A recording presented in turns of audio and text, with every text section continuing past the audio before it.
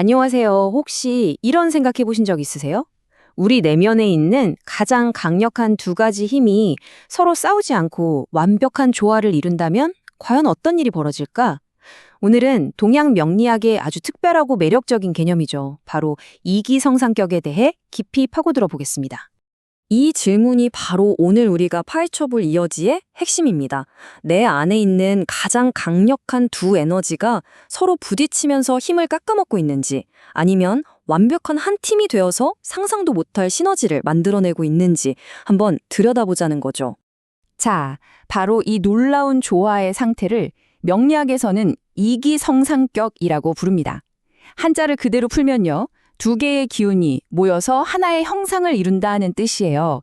이름이 조금 어려워 보일 수 있는데 그 원리를 알고 보면 우리 삶과 아주 가깝게 맞닿아 있습니다.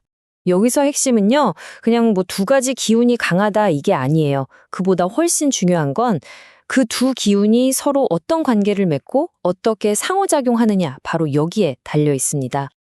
네, 바로 이 지점입니다. 단순히 금이랑 수가 많다, 목이랑 화가 많다 이런 차원이 아니고요.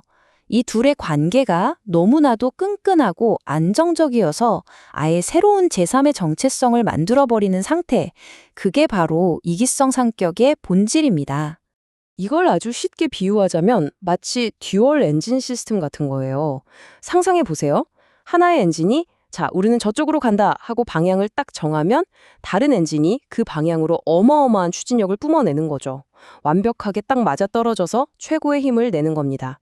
그렇다면 이렇게 희귀하고 강력한 구조는 대체 어떻게 만들어지는 걸까요? 이게 또 조건이 아주 까다롭습니다.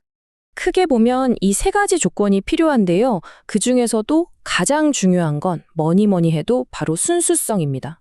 만약에 여기에 제3의 기운, 그러니까 이 시스템과 충돌하는 엉뚱한 에너지가 하나 끼어든다?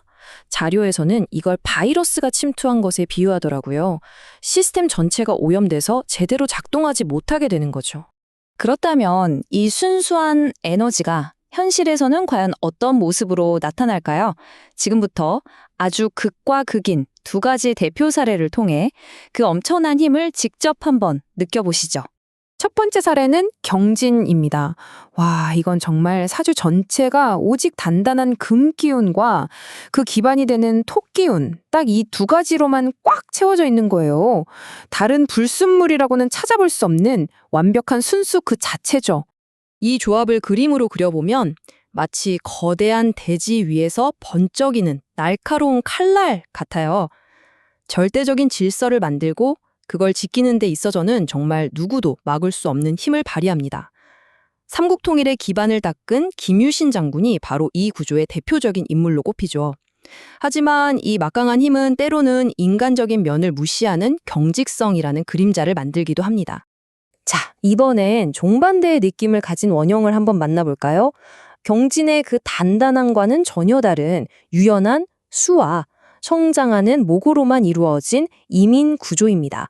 이건 또 어떤 그림이냐면요, 깊고 넓은 지혜의 바다가 생명이라는 나무를 끊임없이 길러내는 모습이에요.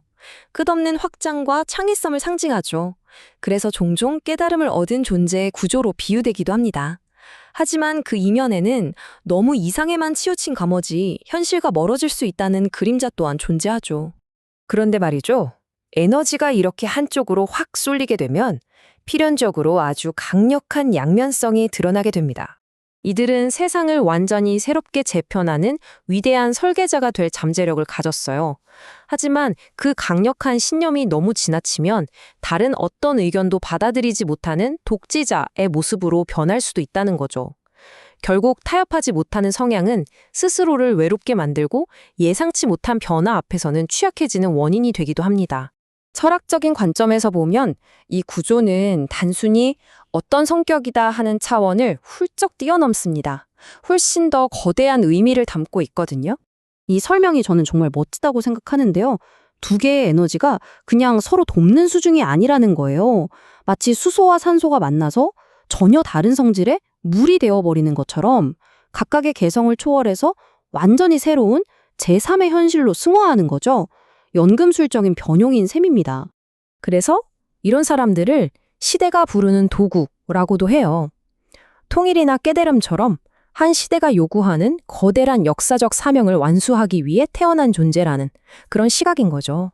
자, 그럼 이제 이 강력한 이원성의 원리를 우리 삶에 한번 적용해 볼까요? 지금부터는 우리 자신에게 질문을 던져볼 시간입니다. 잠시 한번 조용히 생각해 보세요.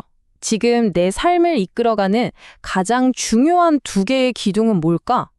예를 들면 안정과 도전일 수도 있고 자유와 책임일 수도 있겠죠. 나를 움직이는 가장 핵심적인 가치, 가장 중요한 동력, 혹은 가장 큰 재능, 그 두 가지 힘을 한번 찾아보세요. 자, 그럼 그 두 힘의 관계는 어떤가요? 서로 다른 방향으로 막 잡아당기는 줄다리기처럼 계속 갈등하고 있나요? 아니면 하나의 목표를 향해서 같이 노를 젓는 파트너처럼 완벽하게 협력하고 있나요? 이 관계가 바로 내 에너지의 효율을 결정합니다. 그래서 여러분의 삶이 하나의 명확하고 강력한 방향으로 정렬되어 있다고 느끼시나요?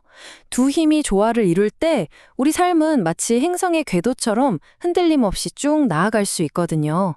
내 일, 내 관계, 내 결정들이 모두 하나의 중심을 향해서 일관되고 움직이고 있나요?